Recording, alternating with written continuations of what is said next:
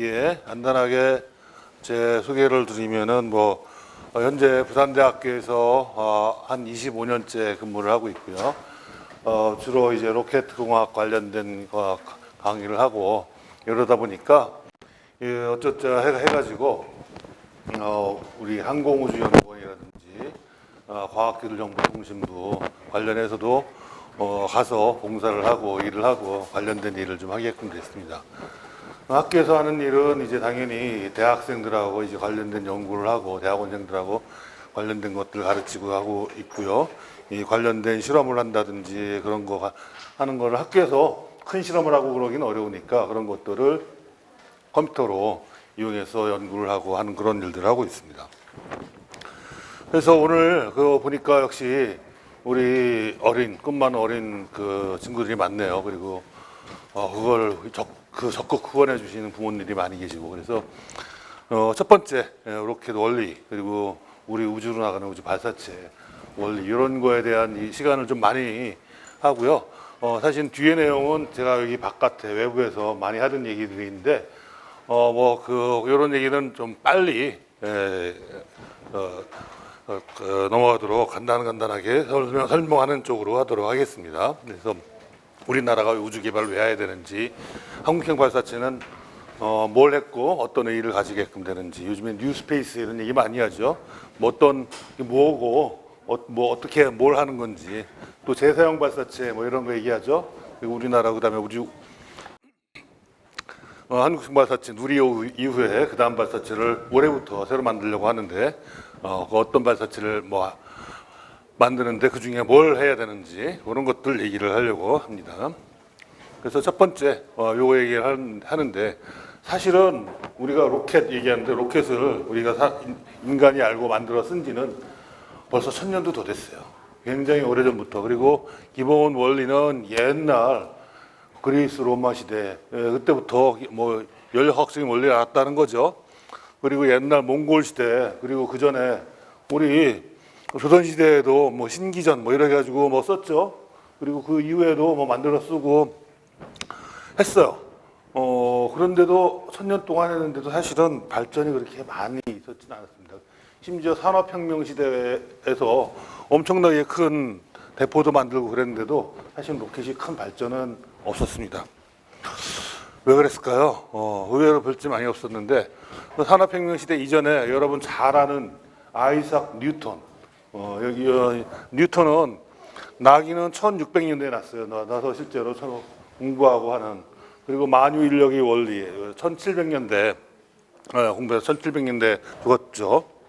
그래서 현재 우리가 살고 있는 우주의 원리 별이 하는 원리 그리고 요거는 뉴턴이 유명한 저서 자연철학의 수학적 원리라는 책인데 거기서 보면 만유인력의 원리를 설명을 하면서 높은 산에 올라가서 대포를 아주 세게 쓰면은 멀리 쓰면 멀리 떨어지겠지. 멀리 쏘다가 아주 멀리 쓰면은 쏜 대포가 내 뒤로 떨어지는 내 머리 뒤로 떨어지겠다. 이거 더 세게 쓰면 지구를 돌 수 있겠다라는 걸 이미 이때 알았어요. 1700년대 알았다는 거지. 다시 말하면 인공위성의 원리를 이미 알았다라는 거죠. 근데 이 당시에는 로켓이라는 거를 사실은 유럽에서 몰랐어. 그러다 보니까 이런 걸 대포로 써야 된다라고 생각을 했었던 거죠. 이 당시는 어쨌든 로켓이라는 거 자체를 몰랐으니까 뉴턴은 수학을 굉장히 잘한 사람이었음에도 불구하고 그렇다고 치는데 어쨌든 그러면 우주로 날아가서 하면은 어떻게 나르게끔 되는 걸까? 보면은 우주로 날아가는 건 우리 지구가 있죠. 지구가 있고 지구 주위로 도는 날아가는 거, 인공위성 이런 것들은 사실은 만유인력의 법칙. 만유인력의 법칙은 뭐야? 다 서로 중력이라는 것 때문에 밀고 당기고 한다라는 거죠. 그래서 지구가 사실은 지구도 중력이 있어서 지구하고 이거 예를 들어 인공위성인데 서로 중력으로 무게가 있어서 서로 당긴다는 거죠. 근데 지구의 무게가 훨씬 크고 인공위성 무게는 작아가지고 이거는 거기 서 있고 이게 계속 도는 것처럼 보이죠. 근데 이게 계속 돌게끔처럼 보이는 거는 이게 안 떨어지고 도는 거는 이게 원심력을 가지고 계속 돌리기 때문에 그런 거죠. 거꾸로 이게 안 떨어지고 있으려면은 원심력을 가지고 계속 돌아야 된다는 얘기죠. 그래서 요만큼을 수식으로 표현하는데 이건 이미 400년 전에 300~400년 전에 그 뉴턴이 알아낸 그 식인 거죠.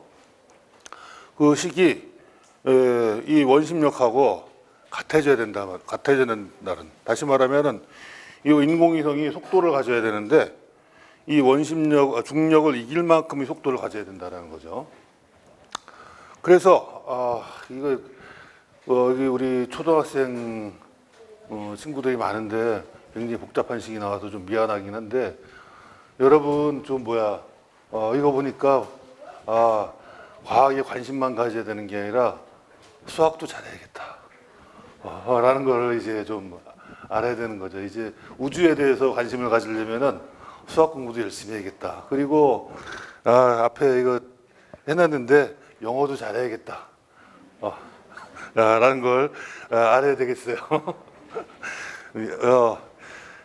그래서 요거는 로우 얼스 오비라고 해가지고 지구 궤도예요. 지구가 반지름이 약 6,400km인데 지구에 딱 붙어서 도는 궤도를 이제 저궤도라고 하고 중간쯤 있는 것들을 중간 궤도, 미디엄 얼스 오빗이라고 그러고 요거에 돌다 보면은 지구가 하루에 한 번 돌죠. 하루에 한 번 도는데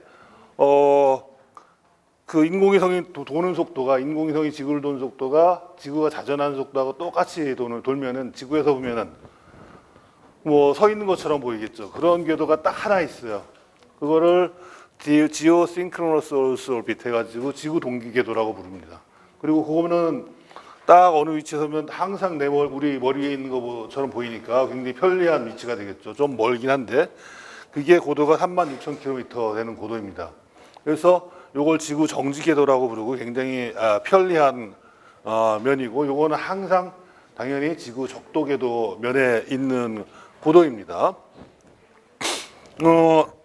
달은 사실은 이게 달도 그렇고 사실 이런 궤도를 하나 하이 엘립틱 오빗이라고 찌그러진 궤도로 그려놨는데 이 도는 궤도가 사실은 모두 원궤도인 것처럼 그려놨는데 사실은 이게 하나의 대표적인 궤도로서 원을 그려놓은 거지 사실은 대부분 다 타원 궤도를 돌고 있어요. 그리고 타원 궤도의 완전한 극한 케이스로서의 경우로서 이제 원 궤도를 도는 거죠. 그래서 달도 사실은 정확하게는 타원 궤도예요. 근데 거의 원 비슷한. 그래서 뭐 편하게 얘기해서 40만 킬로미터라고 이야기하기도 하고 조금 더 정확하게는 38만 킬로미터라고 하기도 하고 어떤 때 보면은 달이 크게 보인다라고 하기도 하고 뭐 그런 얘기하죠. 그래서 그때는 타원 궤도에서 달이 지구 쪽으로 조금 가까이 온 그때를 얘기합니다.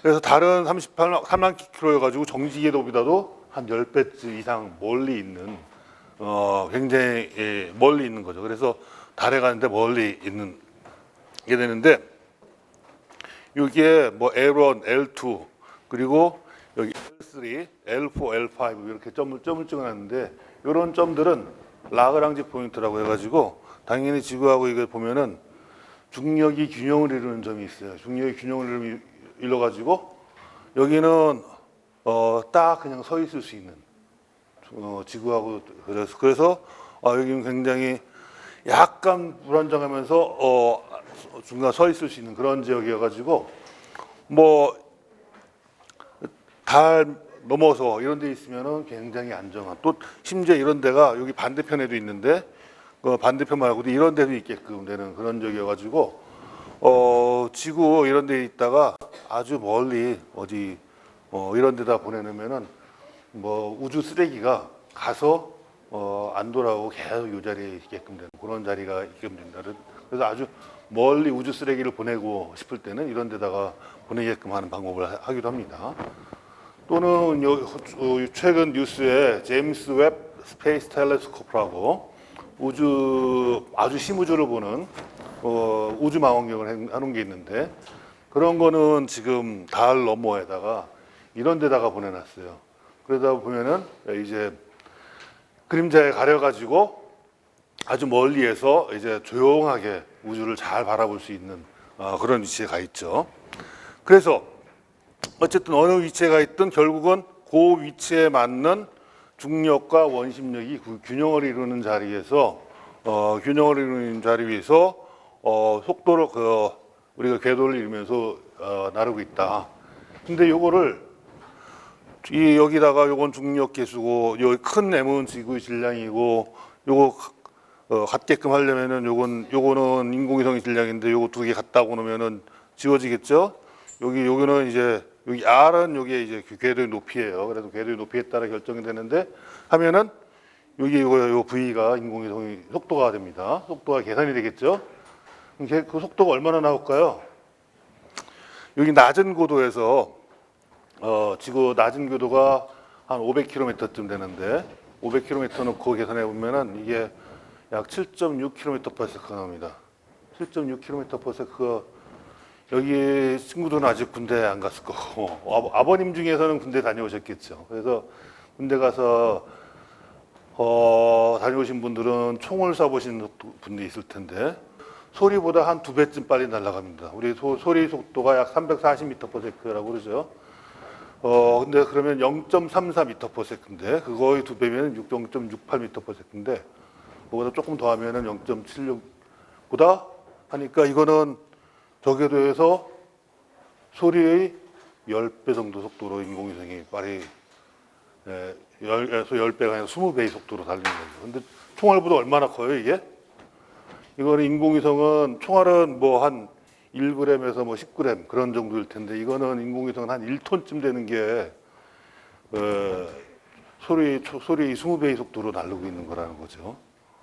그러니까 로켓이 해야 되는 일은 이 속도를 만들어주는 이 운동 에너지를 만들어주는 게 속도가 하는 거죠. 그래서 지금 보통 우리가 많은 분들이 보고 할 때 오해하시는 게 사진을 보면 지구에서 멋지게 올라가죠.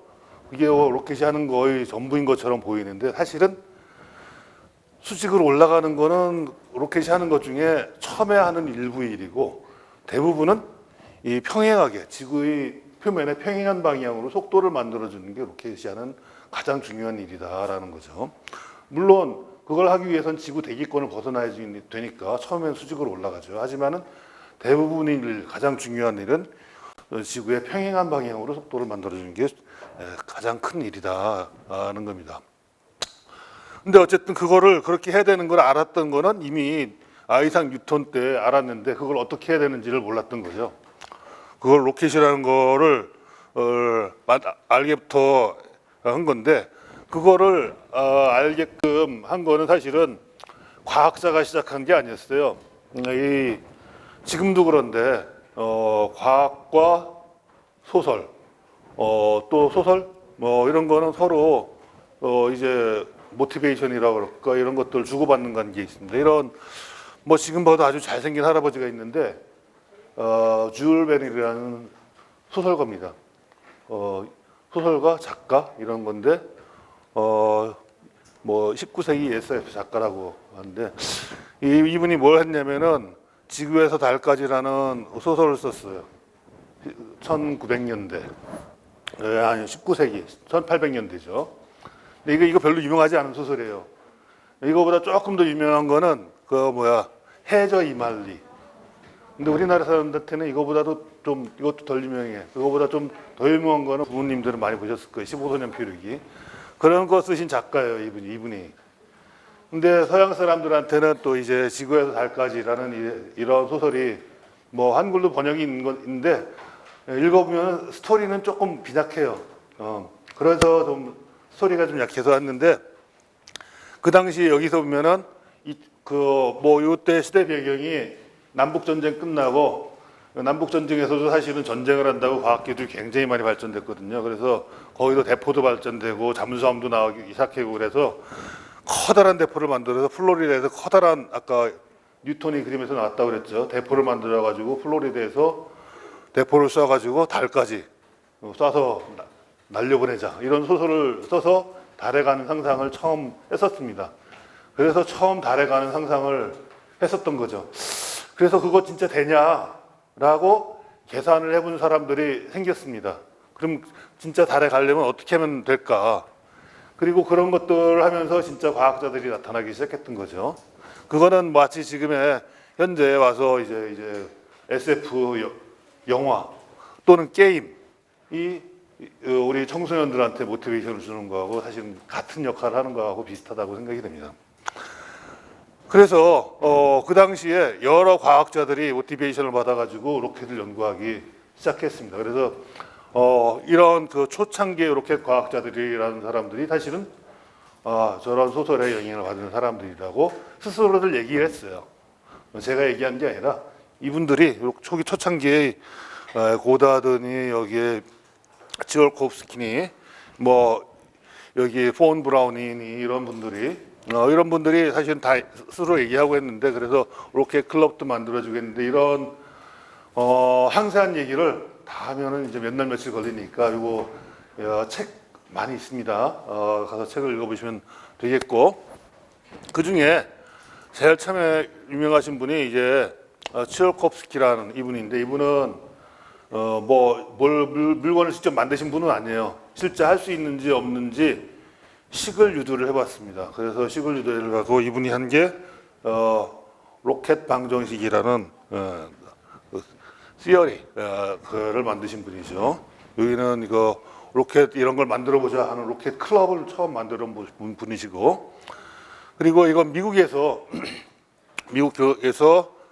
이제 최초의 액체 로켓을 만들어 본 분인데 미국에서는 미치광이 과학자 칙을 받아가지고 2차 대전 끝날 때까지 거의 이렇게 대학 교수인데 미치광이 칙을 받아가지고 저기 뉴멕시코 가서 혼자 연구해가지고 전쟁 끝날 때까지 그리고 전쟁 끝나고 나서 미국이 독일에 V2 로켓을 영국이죠. 사실은 그 연합국이 맞아보고 나서야 우리가 이런 과학자가 있었구나 하고 실질적으로는 돌아가시고 나서 그거를 공로를 인정한 그런 경우가 되죠. 그리고 여기는 이건 굉장히 늑수그레한 아저씨로 보이는데 대학생입니다. 이 대학생 사실은 여기가 조수인데 여기가 나치에 협력을 해가지고 V2 로켓을 만들고 나중에 미국에 끌려갔다가 아폴로 계획의 그 프로그램의 리더까지 해가지고 달에 달 로켓이죠. 세턴 5 로켓을 하게끔 한 사람이죠. 여기가 아까 로켓 방정식을 만든 치올코프스키의 할아버지라는 그래서 러시아에서 우표에 들어가 있는. 근데 사실은 그 모든 우주 개발의 아이디어가 다 사실은 이 당시에 이 할아버지에서 나왔는데 물론 이 할아버지도 사실은 젊었을 땐 제대로 대답을 하던 건 아니고 그냥 고등학교 선생님으로서 이렇게 했습니다. 여기는 세르게이 코로로프라는 러시아 우주 개발의 수장인데 우주 고생을 많이 했습니다. 그래서 저기 러시아에서 굴락이라고 그러죠. 저기 수용소에 가서 강제 노동도 하고 막 그랬습니다. 소를 다 하면 긴데 다시 또 수학식이 나왔네. 이게 여러분 F는 MA 이런 건 많이 들어왔을 겁니다. 여기 간단하게 물로켓이 하나 나왔는데 F는 MA부터 시작해요. F는 MA가 뭐예요? 힘하고 질량하고 가속도가 균형을 이룬다라는 거죠. 힘은 추진력이고 로켓의 질량하고 가속도인데 이게 균형을 이룬다는 거예요. 이 로켓의 추진력은 여기서 빠져나가는 유량 곱하기 빠져나가는 속도고 빠져나가는 여기 로켓의 질량 곱하기 이제 가속도는 질량의 변화 속도인데 요거 두 개가 갖다고 놓고 식을 정리해서 쭉 해보면은 여기서 시간이 없어지고 해서 로켓에서 얻을 수 있는 속도가 이렇게 나와요. 이거 접근해가지고 그래서 보면 결과적으로 나오는 게 사실은 간단하게 나오는데 속도 곱하기 요거는 처음 질량, 나중 질량, 질량비라는 거로 나온다는 거죠. 굉장히 식도 어렵지도 않고 간단한 식인데 이거를 라이트 형제가 비행기를 처음 만들던 1903년에 알게끔 되고 이 식을 알게 된 난 이후하고 모르던 그 이전하고 로켓의 역사가 구분이 됩니다. 그러니까 이거 식을 알면은 어떻게 만들어야지 우리가 성능을 얻겠구나. 더 멀리 날아가고 더 빠르게 날아가고 하려면은 어떻게 만들어야겠는가를 아는 게 이 수학식을 알면은 그걸 알 수 있다라는 거죠. 그래서 이 식을 유도하고 알 줄 아는 게 굉장히 중요하다. 그리고 여기에서 보면은 더 빨리 날리게끔 하려면 이걸 키우든지 그걸 알아야 되겠다는 거죠. 그런데 여기에 보면은 이게 처음 질량이니까 이거는 빈 깡통의 무게에다가 추진제 질량이 들어가 있는 거고, 빈 깡통의 무게는 여기 우리가 싣고 가고 싶어 있는 페이로드라고 그러는데 뭐 인공위성이 될 수도 있고 뭐 다른 게 될 수도 있겠죠. 미사일 같으면 이게 폭탄이 되겠죠.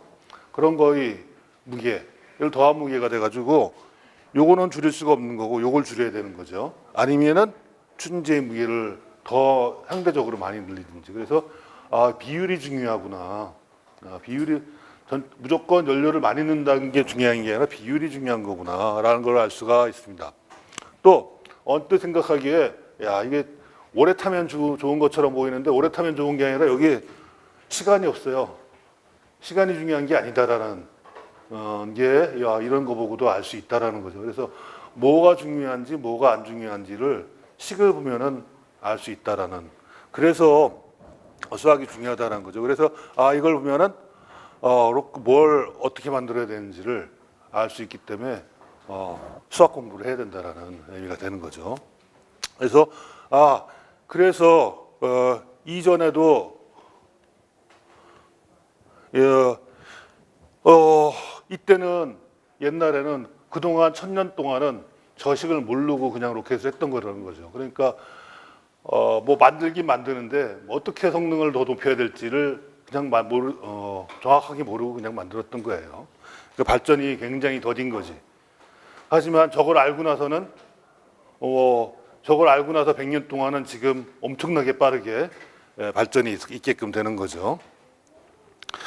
그래서 이 원리는 여러분이 만드는 물로켓이나 누리호나 스페이스 셔틀이나 똑같이 적용이 된다는 거죠. 그래서 사실은 물로켓을 만들어 보는 게 누리호를 만드는 원리하고 똑같다는 겁니다.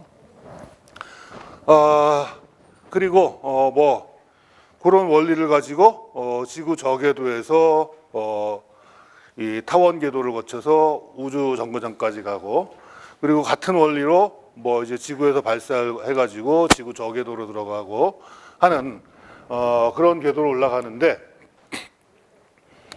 사실은 궤도가 올라갈수록 실제 궤도에서 필요한 속도 자체는 떨어져요. 근데 높은 궤도로 올라갈수록 그만큼 위치 에너지가 필요하겠죠. 여러분 뭐 위치 에너지, 운동 에너지 이런 거 많이들 들어는 보셨죠? 높이 올라가면 속도는 떨어지는데 그만큼 위치 에너지가 더 많이 필요하겠죠. 그래서 그만큼 속도는 떨어지면 운동 에너지가 더 필요해가지고 그거를 고려해가지고 그것까지 필요한 위치 에너지까지 로켓이 다 감당을 해줘야 되는 그런 부분입니다. 로켓이 실제로는 지구 궤도에 올라가기 위해서는 여기에다가 필요한 손실분까지 해서 한 10km/s 정도까지 만들어줘야 됩니다. 그러니까 아까 20배라고 그랬는데 사실은 20배, 소리 속도의 20배 정도 해당된다고 했는데 사실은 20배보다도 더 많은 속도를 만들어줘야 되는 거죠. 속도 증부에 해당되는 걸.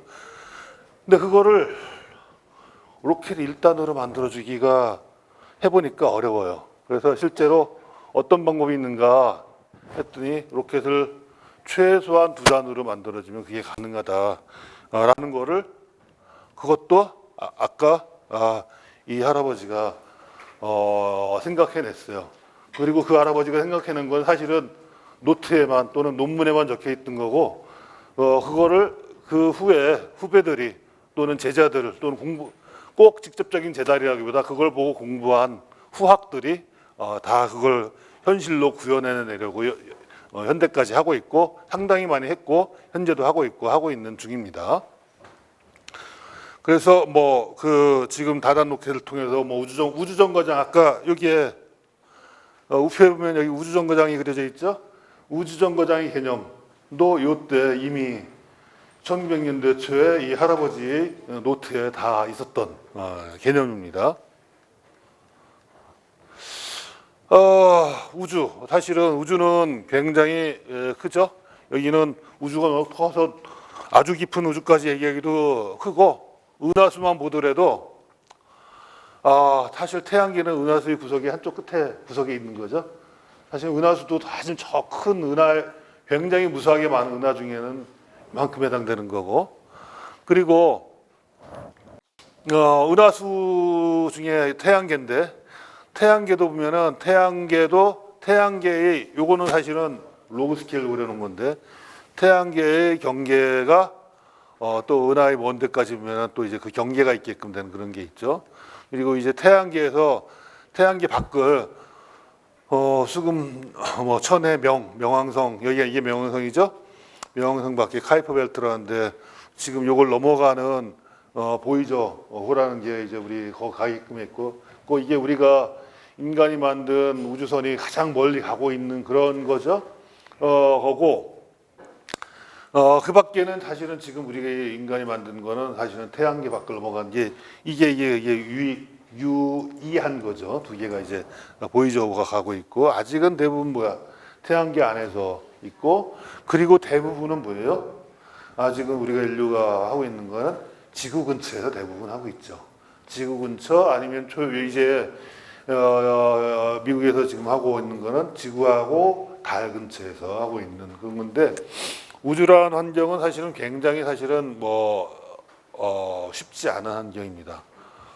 지구라는 환경은 사실은 우리의 인류의 요람이라고 그러는데 요람이라고 그러는 거는 굉장히 안락하고 쾌적한 공간이죠. 그런 환경이라고 얘기할 만한 게 이런 환경 때문에 그렇습니다. 지구에서 요거는 태양이고 사실은 태양계 자체도 은하에서 오는 그런 거를 막아주는 그 장벽이 있게끔 되는데 지구도 보면 태양에서 오는 그 장벽이 있어요. 그걸 막아주는 게 사실은 지구의 자기장이 그걸 막아주고 있습니다. 지구의 자기장이 그걸 막아주고 있는데 지구의 자기장이 뭘 막아주고 오냐? 사실은 태양은 엄청나게 큰 그 핵 융합로죠. 핵 융합로이니까 거기서 엄청나게 많은 방사능이라든지 뭐가 여러 가지가 많이 날라오고 있는 거예요. 우주가 완전히 진공이 아니죠. 뭐가 많이 계속 날라오고 있는 건데 그러니까 거기서 입자도 날라오고 방사선도 날라오고 그러는데 그런 것들이 그냥 계속 날아가고 있으면 괜찮은데 일부는 자기장에 갇혀가지고 쌓이는 데도 있어요. 그 쌓이는 데를 우리가 반 엘렌데라고 얘기합니다. 지구 근처에. 그래서 여기 빨간 데가 그런 데가 쌓여가지고 좀 많이 있는 그런 지역에 해당이 됩니다. 그리고 반 엘렌데는 바깥쪽이 있고 안쪽이 있고 그렇습니다. 그래서 저기는 사실은 인공위성이나 뭐가 가 있으면은 방사선도 있고 전자파도 있고 그래서 금방 고장 나는. 그래서 가끔 요즘에 자동차 뭐라 그러죠? 급발진 사고 뭐 이런 거에서 차량용 반도체가 무슨 문제가 있고 뭐 그런 거 있잖아요. 그런 거보다 더 심한 그 문제가 나는 그런 지역이다라고 보면 되겠습니다. 그래서 인공위성용으로 만드는 거는 굉장히 좋은 뭐였는데 그러다 보니까 지금 다행히 지구 저궤도라는 건 요거 안쪽 정도에 있는 이런 정도에서 보통 궤도를 만들어서 돌게끔 하고 있습니다. 보통 아니면 중궤도라고 그런 건 여기 이런 쪽에서 있게끔 되고 그러다 보니까 이 빨간 쪽에 있는 건 궤도를 안 하게끔 되고 대신 지구 정지 궤도는 이 바넬랜드의 바깥쪽 다행히 이쪽에 해당되는 거 궤도에서 돌게끔 되고 있습니다. 그래서 그리고 그쪽에서 오랫동안 좀 돌게끔 되고 있죠. 그래서 우주 환경에서 만드는 인공위성 만드는 게 사실은 굉장히 높은 고도의 기술이 필요하기도 하고 또 그런데 올라가면은 고장나면 고치지도 못해요. 고장나면 고치지도 못하고 그런 데 올라가면 굉장히 비싸기 때문에 한 번 만들면은 10년 동안, 보통은 한 10년 정도 그 수명을 생각하고 하는데 10년 동안 만드는 걸 고장나지 않는다는 걸 보장하고 만들어야 되는 거기 때문에 높은 기술력이 필요하죠. 그래서 뭐 저런 것들을 인공위성 같은 걸 쏴줘 보내주는 게 로켓이 하는 일인데 로켓하고 제트 엔진하고 사실은 초반에는 구분을 좀 안 했는데 이제는 엔진의 이름을 좀 구분을 하죠. 로켓 엔진하고 제트 엔진하고 로켓은 이제 구분을 하면은 로켓은 제트 엔진은 사실은 뭔가 만들어 가지고 그 뒤로 밀어내고 그 반대의 힘으로 추진력을 얻는 게 다 힘이죠. 그 엔진이죠. 근데 로켓은 그 중에서 자기가 작용 반작용인데 반작용은 뭔가 밀어내는데 그 반작용으로 밀어낼 물질을 자기가 가지고 있을 거 그거를 로켓이라고 하고 제트 엔진은 공기를 빨아들여 가지고 그걸 가속시켜서 그 반작용을 얻는 걸 제트 엔진이다라고 얘기를 합니다. 그러니까 제트 엔진에서는 연료만 가지고 그걸 가지고 열을 가해서 그거의 반작용으로 추진력을 얻는 거고 반작용을 해서 여기서 질량도 따라서 나가긴 하지만은 요거는 조금이고 요의 역할은 주로 이제 열을 가해주는 데 쓰이는 거고 대부분은 공기를 빨아들여 가지고 그게 반작용으로 대부분 더 많이 나가는 거죠. 그 역할이죠. 그래서 우리가 이런 거는 어쨌든 로켓은 뭐 그러니까 뭐야 연료나 산화제 이게 떨어지면은 더 이상 추진력을 내지 못하죠. 어쨌든 이거는 뭐야 상대적으로 훨씬 더 오랫동안 이것도 연료가 떨어지면 더 못 내긴 하겠지만 더 오랫동안 추진력을 내긴 하겠죠. 이런 게 이제 제트 엔진입니다. 이건 어쨌든 이거 연료하고 산화제에서 화학적으로 열을 가지고 에너지를 가지고 있는 거기 때문에 이런 것들은 다 화학적인 추진 방식인 반면에 에너지를 다른 데서 얻는 방법도 있을 수가 있어요. 예를 들어 태양열에서 얻는다든지 원자력에서 얻는다든지 아니면 이러한 방법이 전기적인 방법으로 얻을 수 있는 방법도 있겠죠. 그래서 그런 방법으로 우주에서 사용하는 것들을 생각을 할 수도 있고 그런 데는 좀 더 효과적인 추진제만 가져가지고 하는 방법도 있고 그래서 인공위성에는 그런 걸 일부 사용하는 것도 있고 미래에는 그런 걸 쓸 수 있어요. 또는 아주 먼 미래에는 우주에서 우주 먼지를 끌어모아 가지고 그거를 이거 제트 엔진처럼 가속시켜 가지고 쓸 수도 있겠다라는 연구나 생각도 하고 있습니다. 원자력을 이용해서 가속시킨 것도 생각하고 이미 만들어서 했는데 이렇게 하면은 좀 원자력 문제가 또 있겠죠. 그래서 이제 지금 사용하고 있지는 않습니다. 그래서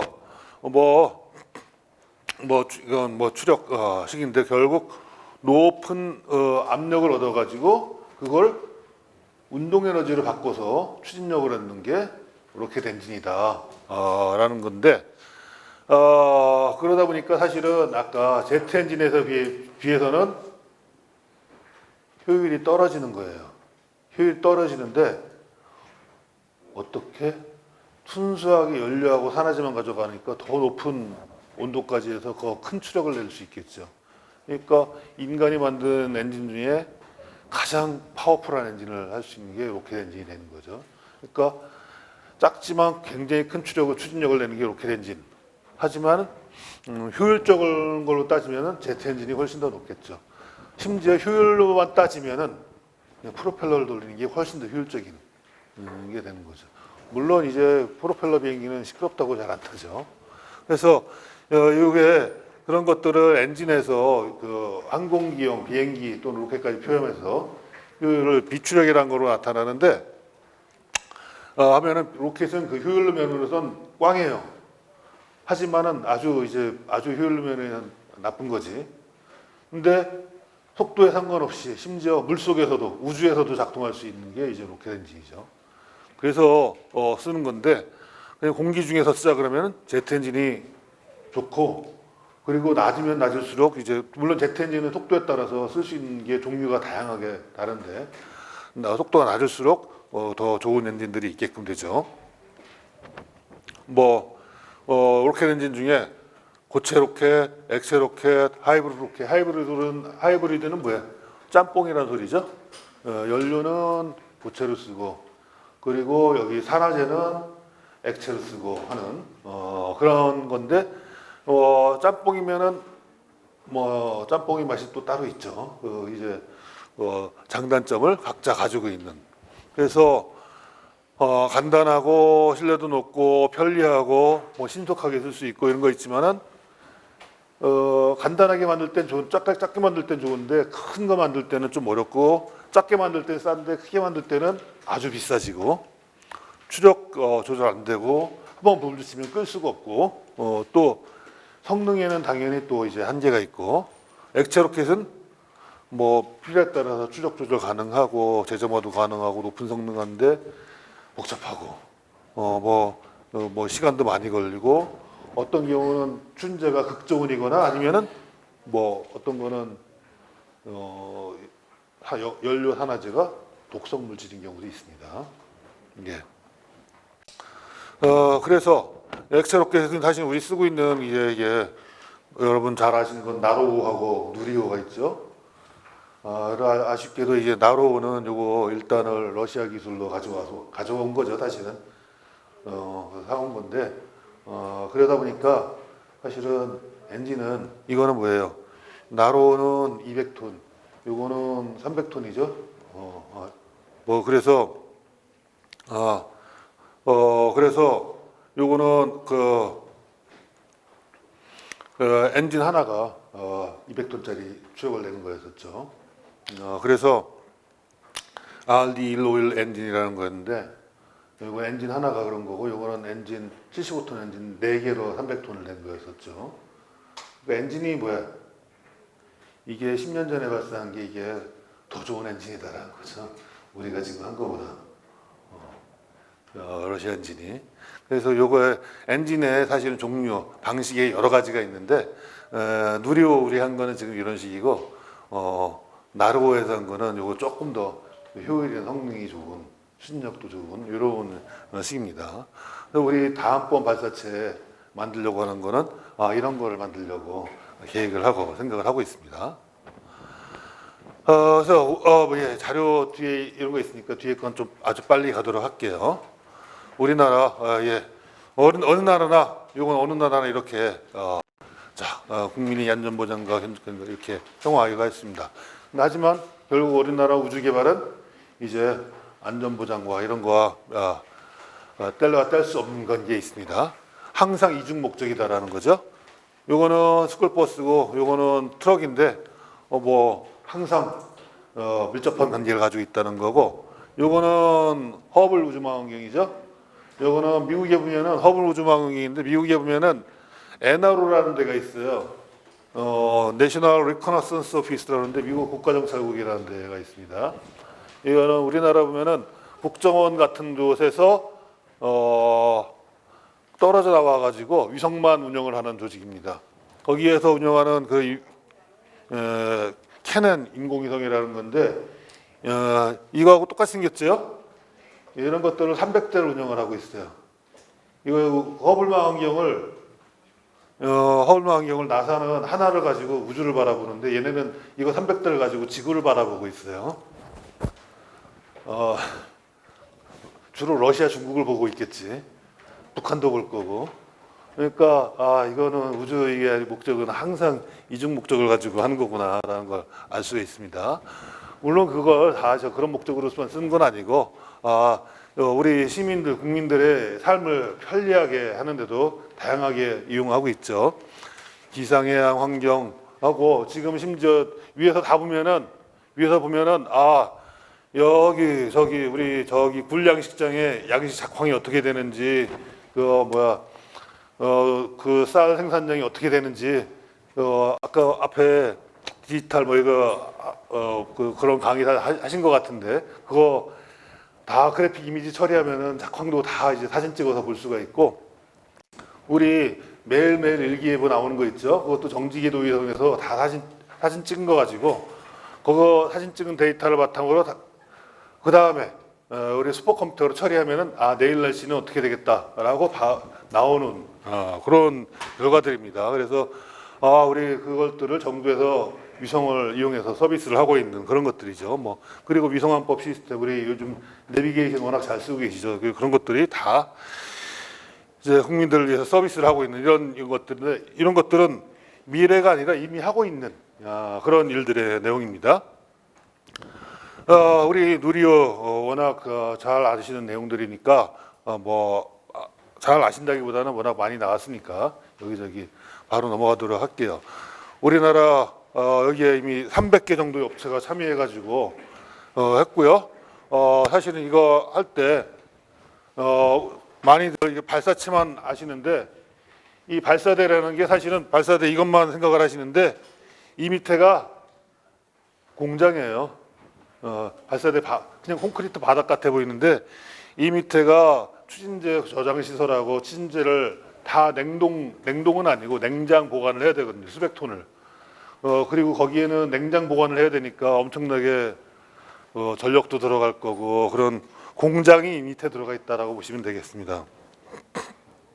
그리고 그것들을 엔진을 개발해야 되는데 엔진을 개발하기 위하면 그런 것들을 시험하고 평가하기 위한 이런 실험 시설들을 다 지었어야 되고요. 그래서 이런 것들을 우리나라에 없던 것들 이런 것들을 지어서 실험하고 하는 것들을 사실은 우리 하면서 처음 했어야 되는 거죠. 사실 우주 발사체를 만드는 거 안 하면은 이런 거 전혀 필요 없는 시설들인데 이런 것들을 우주 발사체를 개발하기 위해서 토목공사부터 산 깎아내는 일부터 했었어야 했습니다. 그래서 이런 수십 개, 10여 개의 토목공사부터 했어야 했고 그걸 바탕으로 이제 다 엔진 개발하고 시험하고 하고 그리고 나서 이제 발사체라는 걸 이제 만들게끔 됐죠. 엔진 개발하고 나서. 그리고 그런 것들 어떻게 만들어야 되는지 다 만들어서 시험하고 그리고 발사를 했는데 아까 처음에 말씀드렸는데 누리호도 해보면은 일단은 그 높이하고 고도하고 보는데 일단은 한 2분 동안 작동해요. 근데 누리호 일단은 60km 뭐 이렇게 가나? 그래서 대기권을 벗어나는 게 아니에요. 누리호 일단은 우주로 못 가요. 일단은 대기권을 벗어나지 못하고 그냥 떨어지는 우주로 못 가고 그러니까 2단부터 우주로 가는 그러니까 일단은 대기권 벗어나는 근처까지 아주 높이까지 올려주는 게 일단이 하는 역할이고 우주로 가는 건 2단부터 가는 거다라고 생각을 하시면 되겠습니다. 그래서 일단은 높이는 알려주는 게 역할이고 우주로 가서 궤도 속도로 만들어주는 건 2단부터 하는 역할이다라고 생각을 하면 되겠습니다. 그래서 일단은 여기서 떨어지고 그 다음에 위성 갖고 있는 덮개 여기서 떨어지고 2단 여기 떨어지고 그리고 위성 분리하고 떨어지는 건 3단은 저기 호주 가서 떨어지죠. 그래서 이렇게 떨어지고 그리고 그 발사대하고 이전 시설만 있는 게 아니라 이런 것들 컨트롤하는 컨트롤 센터도 있어야 되겠죠. 있게끔 되고 아시다시피 1차 발사에서 했더니 이 탱크도 그냥 탱크 통만 있는 게 아니라 이 안에 가압하기 위해서 이 헬륨 탱크가 있는데 이걸 고정시키는 걸 잘못 만들어 가지고 처음에 이게 떨어져 가지고 실패했었다라는 거죠. 그래서 2차 발사체도 처음에 발사가 중간에 지연이 있었죠. 거기 보니까 이제 센서에 문제가 있는 걸 발견해 가지고 확인해 가지고 고쳐 가지고 하는데 지연해 있었고 그래서 우리가 발사해서 우리가 이런 성과로 이 과기부에서는 홍보를 하고 했는데 제가 보기에는 더 중요한 의미가 있습니다. 그래서 우리 한국형 발사체 누리호에는 사실은 우리나라가 처음 만들어본 발사체로서 사실은 독자적 발사체를 처음 해봤다라는 게 굉장히 크고 굉장히 좋게 얘기해서 보수적이라는 그런 걸 만들었어요. 보수적이라는 게 좋은 거로 보통 얘기를 할 수 있는데 튼튼하게 만들었다는 얘기예요. 성능 신경 쓰지 않고 다시 말하면 성능이 좀 떨어지는 발사체라는 크기에 비해서 성능이 떨어지는 발사체라는 얘기입니다. 그래서 성능이 무조건 이제 해서 성능이 아니라 성공이 무조건 첫 번째 목표였던 겁니다. 그래서 발사체를 가진 게 중요하지만은 이게 중요한 게 아니라 일단 어쨌든 이걸 발사체를 만들 수 있는 기술을 확보했고 인프라도 이거 만들 수 있는 발사장도 확보했고, 만들 수 있는 시험 시설이나 공장도 확보했고, 그리고 이걸 만들 수 있는 사람도 인력도 확보했고, 무엇보다도 우리가 해봐서 우리도 할 수 있다 라는 자신감도 확보했고, 그리고 그걸 통해서 이제 국민적 지지도 확보했고, 이게 굉장히 중요한 부분이다라고 생각이 됩니다. 하지만 우리나라 이제 누리호 이만큼 커요. 하지만 급은 요만한 그 유럽에 메가라는 발사체 있는데 이거보다도 발사 능력이 좀 작아요. 이 발사체는 크기로 급을 구분하는 게 아니라 이게 얼마나 많은 큰 화물을, 큰 인공위성을 보낼 수 있는가로 급을 구분합니다. 발사체의 발사 무게로 급을 구분하는 게 아니라 이게 얼마나 큰 인공위성을 보낼 수 있는가로 구분을 하는데, 얘가 보낼 수 있는 인공위성이나 얘가 보낼 수 있는 인공위성이나 비슷하다라는 거죠. 이게 얘를 오른쪽에 그려놓은 거는 얘가 보낼 수 있는 게 얘가 보낼 수 있는 것보다 크다는 얘기예요. 이거는 이거보다 좀 더 크고, 여기 이건 장정 4호고 소유주 발사체인데 크기는 비슷하죠. 몇 배 더 많은 걸 보낼 수 있다는 발사체입니다. 그래서 아예 체급이 다른 발사체는 이건 정지 궤도까지 보낼 수 있는 그런 발사체다라는 얘기입니다. 크기는 비슷한데 펠콘 9은 사실은 1단 직경화 보면 조금 커요. 이건 3.5m, 이건 3.7m인데 길이는 좀 많이 크긴 합니다. 하지만 이거보다 10배 큰 발사체를 능력을 가지죠. 그래서 아직 우리 갈 길 멀다. 갈 길 멀다. 그거는 뭐 더 좋은 걸 해야 된다라는 거죠. 그거 보면은 이걸 보면 알 수 있습니다. 여기 유럽 미국에서 사실은 뭐 하는 건데 일렉트론이라는 발사체가 벤처가 하는 거 있습니다. 여기가 200km짜리 위성 발사하는 거거든요. 200km짜리 위성 발사하는 건데 이거 북한의 광명석 또는 은하 3호라고 그러는 거죠. 얘가 처음에 100km 샀다 200km 쓴 거고, 우리나라 나로호, 물론 사실 나로호는 사실은 이거하고 2단을 뭘 썼냐에 따라서 같은 거죠. 근데 이 발사한 이게 뭐 비슷한 거니까 같은 급이라고 봐야 된다라는 거죠. 이거. 그래서 얘는 이게 이렇게 조그만 걸로도 우주로 보낼 수 있게끔 되는 거니까 사실은 발사 능력으로 이제 급을 봐야 되는 거기 때문에 사실은 크기로 보면은 굉장히 가볍게 만들어 가지고 훨씬 더 큰 발사체를 화물을 쏠 수 있게끔 성능 계산을 많이 해야 되는 게 우리가 앞으로 해야 될 일이다라는 걸 알 수가 있습니다. 이거는 그걸 숫자로 표현하는 거고, 그래서 우리가 이 다음에 해야 될 거는 이제 발사체 고도화 사업 이런 걸 해야 되는 거다라는 거고, 그런 것들을 우리가 하게끔 계획이 올해부터 하는 걸로 해야 되는 거고, 앞으로 할 일이 많을 거고, 우리 어린이들이 크고 가면은 앞으로 더더욱 할 일이 많을 겁니다. 거고 뉴스페이스 이제 많이들 얘기하죠. 민간 주도로 하고 어쩌고 저쩌고 하는데 아직은 사실은 뉴스페이스가 아니라 어떤 분들은 뉴스페이스 X라고 세계에서도 사실은 다른 나라나 다른 정부 아니고 미국에서도 심지어서 여러 나라 여러 회사 아니고 스페이스 X에서 주도되는 게 이제 뉴스페이스다라는 얘기합니다. 그래서 세계 우주 경제가 엄청나게 커질 거다 뭐 이런 여러 개 하고 있고, 하지만은 사실은 스페이스 우주의 비즈니스는 사실 굉장히 많이 있게 했는데 발사체 자체는 사실은 크게 돈이 많이 되는 데는 아니에요. 돈이 많이 되진 않는데 어쨌든 모든 우주 비즈니스가 하려면은 우주로 써야 된다는 거죠. 그래서 돈이 많이 되는 건 아니지만 우주 경제의 그래도 중심에 있다.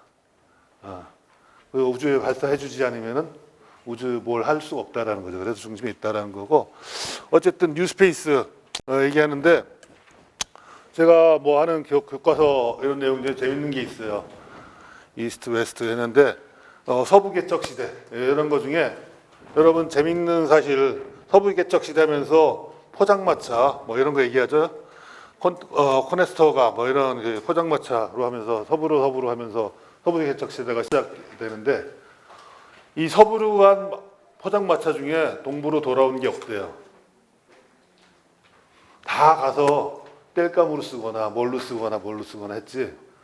그래서 이 본격적으로 서부 개척이 되고 본격적으로 되게 한 거는 철도가 놓이게끔 되고 서부에서 캔 금을 동부로 가져오고 양방향이 통행이 되면서 다시 말하면 재사용 우리 우주로 따지면 재사용 발사체가 되기 시작하면서 이제 대로 됐다는 거죠. 그래서 스페이스X 재사용 발사체 하는 것처럼 재사용이 되게끔 하면서부터 됐는데 거기에 우리가 또 한 가지 맹점이 있는 게 재사용하면은 무조건 재사용만 생각하는데 재활용하고 재사용하고 다릅니다. 우리는 사실 재활용이 입이 좀 익숙해 있죠.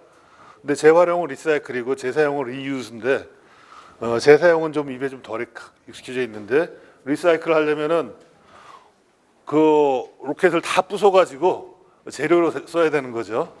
근데 이건 우리 로켓은 재사용입니다. 리사이클 아니고. 근데 어쨌든 재사용에서 포인트는 또 하나 포인트는 엄청나게 크다라는 거예요. 기차가 실현할 수 있는 거하고 포장마차가 실현할 수 있는 양이 다르다는 겁니다. 재사용의 또 하나 포인트는 엄청나게 많은 양을 실현한다는 게 사실은 일반적으로 잘 모르는 그런 부분 중에 하나입니다.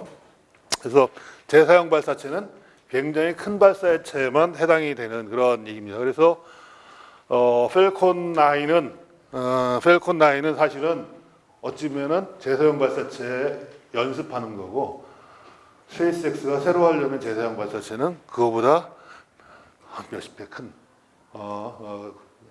재사용 발사체를 하려고 하는 거죠. 그리고 그래서 그거 화성에다 식민지를 개척한다.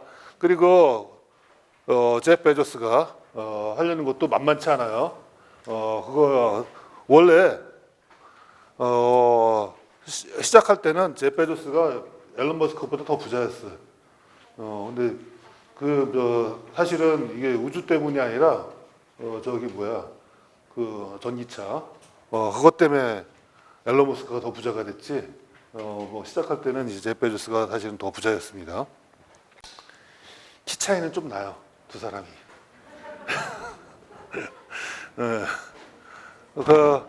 근데 이 사람들이 가진 그걸 하면은 그냥 우주만 보면 아니고 이 사람들이 둘 다 전 세계 첫 번째, 두 번째로 돈 잘 버는 사람들이잖아요. 돈 잘 버는 사람들이 왜 우주를 하려고 그러는지. 꿈을 팔아서 돈을 버나? 돈 벌려고 꿈을 파는 거지 꿈을 팔아서 돈을 벌리지 않죠. 그럼 뭘로 돈을 벌려고 그러는지 봐야 된다는 거죠. 뭔가 이게 있다는 거죠. 그래서 스타링크 대표적으로 하죠. 스타링크 때문에 벌벌 떠는 사람들이 전 세계 통신업자들이라는 거죠. 잘 보시면 전 세계에 돈 잘 번다는 사람들은 사실은 전 나라에서 보면은 통신회사들이에요. 우리나라 KT, SK, 전 세계 통신회사들, 멕시코에서도 제일 재벌은 저기 멕시코의 통신회사라고 그러는데 그런 회사들이 까딱하다가는 스타링크의 하청회사가 된다라는 거죠. 그렇기 때문에 스타링크 못 들어오게끔 제도로 법으로 막으려고 하는 거죠. 그래서 이제 이게 굉장히 그렇게 되면은 그러면은 지금은 광통신망으로 돼 있는 게 다 이걸로 바뀌게끔 되면은 SK, KT가 벌어들이는 돈이 휴대폰 여러분이 내는 휴대폰 값이 일부가 또는 상당 부분이 저기로 빨려 들어가게끔 되고 전 세계 인구가 몇 명이죠? 전 세계 70억 명인데 휴대폰을 쓰는 사람이 몇십억이라고 하고 거기에 휴대폰 값 중에 10,000원씩만 스타링크로 빨려 들어간다면 10억 명 곱하기 만 하면 뭐야? 억 곱하기 만 하면은 조죠. 한 달에 10조 원씩 스타링크로 빨려 들어가는 상황이 될 수도 있다라는 거죠. 그러니까 그거는 여러 가지 비즈니스 중에 하나만 그런 거고 요거는 작년에 나온 그 에어로스페이스 아메리카라고 미국 항공우주학회 매거진인데 거기에는 뭐 이게 메이킹이 메이드 인 스페이스는 아니고 메이킹 잇 인 스페이스, 우주에서 이제 공장을 만든다라는 거죠. 그래서 우주에서 공장을 만드는데 다 무인으로 만들고 자원으로 하고 이런. 그러면은 우주에서 무인화해서 공장을 만들면 노사분규가 있겠어요? 뭐가 있겠어요? 뭐 복잡한 거에 다 없어지고 뭐 그런 게 있겠죠.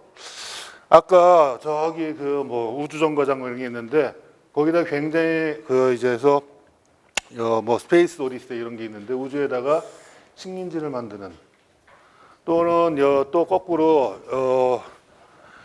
여기 뭐가 있나, 몇 년 전에 맷 데이먼 나온 영화 중에 엘리시움이라는 영화가 있었어요. 그래서 돈 있는 사람들은 다 우주에 파라다이스 만들어서 거기서 살고 지구는 전부 쓰레기장이 돼가지고 거기로 이제 파라다이스로 탈출하고 싶은 막 이런 그런 영화가 있었는데 이제 그런 세상 스페이스 칼로니를 만들겠다라는 건 이게 제프 베조스의 생각입니다. 하여튼 그런, 그리고 돈을 가지고 이게 가능하게끔, 그리고 또 그 가능한 방법을 찾아내겠다 하는 그런, 지금 일반인들이 생각하지 못하는, 상상하지 못하는 다른 차원의 비즈니스 아이디어와 꿈이 있는 그런 거고, 그러기에 우리가 상상하지 못하는 투자와 일들을 하고 있는 거다 말하는 거죠. 그래서 그런 거고, 뭐 이제 또 다른 차원에서 이제 미국 정부는 군에서 한 거고, 이런 거는 이제 여러 가지 우리는 사실은 우리나라가 상상하지 못했던 것들을 미국에서는 여러 가지 했는데, 이미 1950년대에 로켓을 타고 군인들 보내는 그림이죠. 사실은 이거 뭐예요? 항공모함에서 로켓을 쏘고 있죠. 그리고 이거 바지선에 로켓이 내리고 하는 건데, 로켓으로 군인을 보내고 하는 거를 이미 50년대에 상상을 하고 그림을 그려보고 다 했어요. 기술적인 문제로 하다가 못했지만. 그래서 지금 스페이스X가 하고 있는 일들, 상상하고 있는 것들을 사실은 이미 상상은 다 했었다라는 거죠. 그리고 이미 그때 로켓을 타고 비행기처럼 여행을 하고 하는 것들 이미 했는데, 이게 지금 그거를 실현하겠다고 이제 하는 거죠. 그래서 머지않아서 진짜 로켓 배송을 하고 로켓을 타고 비행기처럼 왔다 갔다 하고 하는 그런 일들을 하면은 진짜 뭐 미국 가는 게 30분 만에 1시간 만에 가는 세상이 될 수도 있겠죠. 생각해 보니까 빠른 비행기 타고 간다고 하는데 이 대기권을 어찌 보면은 굉장히 그 대기권을 밀도가 높은 공기 저항을 거스르면서 몇 시간씩 또는 10시간씩 거스르면서 가는 것보다 우주 공간을 통해서 공기 저항 없는 데를 빠르게 지나가는 게 더 효과적일 수도 있겠다라는 생각이 듭니다. 어쨌든 그런 것들이 하루아침에 되는 건 아니고요.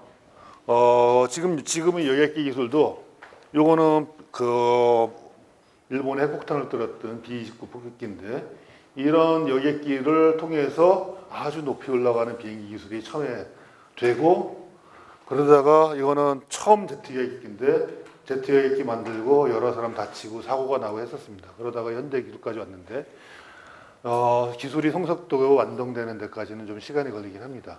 하지만은 궁극적으로 이렇게 가겠죠.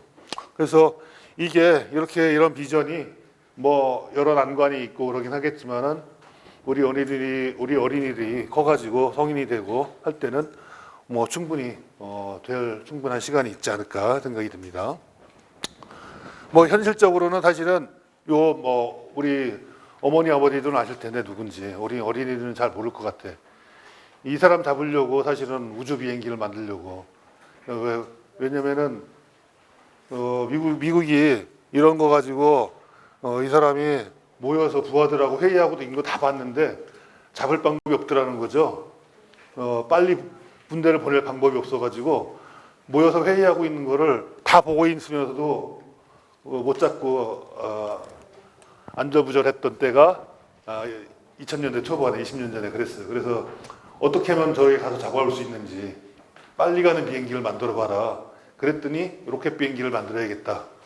라는 아이디어를 해가지고 지금 저런 로켓 비행기를 만들게끔 되는데 모티베이션이 됐습니다. 그래서 이제야 이제 미국 군에서도 이제 로켓 비행기를 만들어 쓰겠다 이러고 있습니다.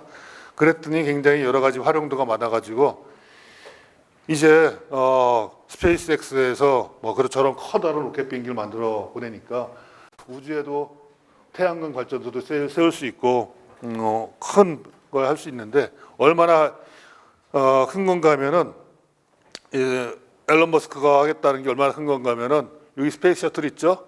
스페이스 셔틀보다 훨씬 큰 거예요. 그래서 탱크도 실어보낼 수 있어요, 우주에다가. 탱크도 실어보낼 수 있는 거고 이게 이제 미국에서 주력으로 쓰는 수송기인데 수송기가 실어보낼 수 있는 것도 더 큰 걸 실어보낼 수도 있습니다. 우리나라가 이게 한 번에 100톤을 실어보낼 수 있는데 이거를 하나 만들어서 100번, 1000번 쓰겠다고 합니다. 그걸 100번 쓰면은 우리나라 이거 세종대왕급 이지스함 10,000톤급인데 100번 쓰면은 이런 거 또 우주에다가 만들 수 있는 이런 거 1000번 쓰면은 이런 거를 우주에다가 항공모함도 우주에다 만들 수 있는 그런 거 되는데 이런 거를 1000번 쏠 수 있는 거를 1000대를 만들어서 우주에다 항상 배치하겠다 그래요. 그러니까 이거 제가 그린 게 아니겠죠, 당연히. 이런 걸 1000대 만들어서 우주에다 하겠다 그러니까 우주 함대를 만들겠다라고 이렇게 하니까 상상의 꿈의 크기가 다른 건데 이런 꿈의 크기를 우리 어린이들은 충분히 가질 수 있을 거라고 생각입니다. 그래서 이건 스타쉽 트루포스라고 아까 제가 처음에 했지만 영화나 소설, 게임에서 가지는 꿈을 이 사람들은 진짜로 실현하려고 그런다라는 거죠. 그래서 우리 어린이들도 그런 거 상상을 진짜 실현을 하려고 했으면 좋겠습니다. 얼마나 큰 건가 하면은 저기 해운대에 있는 아파트인데 아파트 이 발사대가 조그매요. 이거는 발사대 위에 세워놓으면 50층 아파트하고 높이가 비슷한 거를 아파트만한 게 날아간다라고 생각을 하시면 되겠습니다. 이거는 저쪽에 미국에 전원에 나왔던 거 그 당시에 이거 락펠러 센터 1932년 락펠러 센터 공사할 때 거기에 근로자들이 이제 공사장에 그 철근에 쫙 가게 돼서 점심 도시락 먹는 사진 한 건데 지금 같으면 상상을 못하죠. 안전 문제 뭐 이런 걸로 해가지고 근데 이거는 그때 이거 1단, 2단 졸업할 때 이제 쫙 하는 사진 이거하고 비슷하게 비교하면서 하는 건데 이게 여러 가지 그 미국의 FAA라고 연방항공안전청이라고 있는데 거기서 그 뭐 여러 가지 문제로 규제 얘기하게 나가지고 뭐 그거를 찝는 걸로 이런 사진하고 같이 나온 이겁니다. 안전 규제 문제가 우주 개발을 저해하고 있다. 뭐 이런 얘기를 한다고 해서 그래서 한편 뭐 우리 제서형 발사체에서 많은 분들이 이렇게 정확하게 한다고 이게 이제 굉장히 정확하게 역추진해 가지고 하는 게 핵심 기술이 아니냐라고 하는데 사실은 의외로 쉬운 기술에 해당되고 더 재사용하는 거 여러 가지 있습니다. 그래서 여러 가지 방법으로 했는데 역추진해서 하는 것만 그게 핵심 기술이 아니라 쫙 보면은 남들이 하는 걸 잘 봐야 돼요. 남들이 하는 걸 잘 봐야 되는데 재사용하겠다고 하는 거 보면은 작은 게 없어요. 재사용하겠다 그런 건 무조건 다 큰 거예요. 작은 거는 해보면은 그래서 남들이 하는 걸 어떻게 왜 하는지 어떻게 하는지 잘 봐야 된다라는 거죠. 그래서 뭐 재사용은 무조건 좋은 거고 일회용은 무조건 나쁜 거고 이렇게 생각하는데 뭐 제가 이런 그림을 가져왔습니다만 어때요? 여러분은 컵라면 안 드시나요? 컵라면 드는 거는 무조건 나쁘다라고 생각하시는 분이 계신가? 그 상황에 따라 다르죠, 그거 다. 그래서 이거 재사용을 하려면은 충분히 많이 해야지 이제 의미가 있는 거지. 한두 번 쓸 것 같으면은 뭐 일회용 쓰는 게 차라리 낫다라는 거죠. 그리고 또 이거 재사용도 이게 공짜가 아니다라는 거죠. 이거 설거지 해야 될 거 아니에요. 세제도 들어가죠. 물도 들어가죠. 그리고 이런 그릇, 쇠 그릇 그 도자기 그릇이나 쇠젓가락, 뭐 이거 만드는데 훨씬 더 돈도 많이 들어가고 그러죠. 그래서 재사용 발사체는 만드는데 좀 더 비용이 많이 들어가고요. 그리고 그 비용을 작은 거일수록 작은 발사체, 요거는 작은 발사체일수록 훨씬 더 많이 사용해야지 수지 타산이 맞게끔 됩니다. 근데 큰 발사체는 조금만 재사용해도 금방 수지 타산이 맞아요. 그래서 작은 발사체는 재사용이 한 게 이제 잘 안 된다라는 거죠. 그래서 또 역추진해서 내려오려면은 뭐 이제 그런 게 있어요. 그래서 펠콘 9도 재사용을 하게끔 되려면은 이제 연료를 남겨와야 되기 때문에 실질적으로 한 반밖에 못 올려요. 여기 이거 보면은 이거는 세턴 5 로켓이고 이거는 저기 뭐야 스페이스 셔틀인데 보면은 그리고 요거는 스페이스 셔틀의 솔리드 로켓 부스터 하나만 가지고 우주로 발사하는 일회용 로켓인데 여기 두 개 쓰는 거하고 주 엔진 세 개하고 하는 거를 이거는 하나만 가지고도 할 수 있는 이건 일회용으로 쓰면은 그래서 재사용을 하고 하자 그러면은 필요 없는 걸 많이 해야 되는 부분이 있어가지고 재사용이 절대로 공짜가 아니다라는 거죠. 그래서 뭐 잘 생각해보고 해야 된다. 예, 뭐 이런 겁니다. 그래서 우리 하려면은 어떻게 해야 되는지 뭐 줄줄이 뭐 기술적인 고려 사항들이 쭉 많고 사실은 이분은 우주기술진흥협회라고 해가지고 한국말 자체도 굉장히 전문가인 것처럼 저도 존경하시는 분인데 말을 하셨어요. 하지만은 인공위성 전문가예요. 발사체 전문가이신 분이 아니어가지고 여러분들이 뭐 여러 가지 말씀을 하시는데 죄송하지만 여러 가지 얼치기 전문가가 많아. 죄송하지만 그래서 인공위성 전문가가 발사체에 대해서 얘기를 하시다 보니까 많은 분들이 좀 오해를 하시고 그런 경우가 많아요. 그래서 마음이 급하신 분들이 많아. 그래서 그러다 보니까 여러 오해를 하신 분들이 많고 역시 뭐 쭉 해서 해야 될 일이 많고 차세대 발사체 사업 이런 걸 통해서 차근차근 우리 하려고 하는 것들이 많습니다. 그래서 뭐 우리 여기 제가 맨 끝에 동학양에 옛날에 동사평이 했네 그래 말이죠. 그래서 차근차근 도광영이라는 말이 있는데 차근차근 우리 하면서 하면은 우리 언젠가는 우리 선진국 못지않은 날이 될 기회가 될 거라고 생각합니다.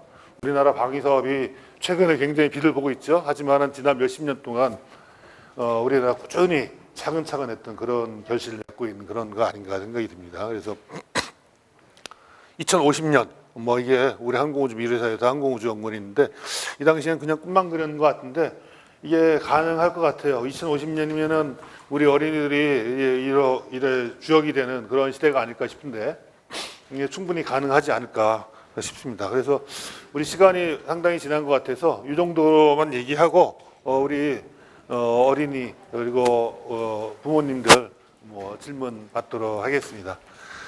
긴 시간 경청해 주셔서 감사합니다. 마치겠습니다.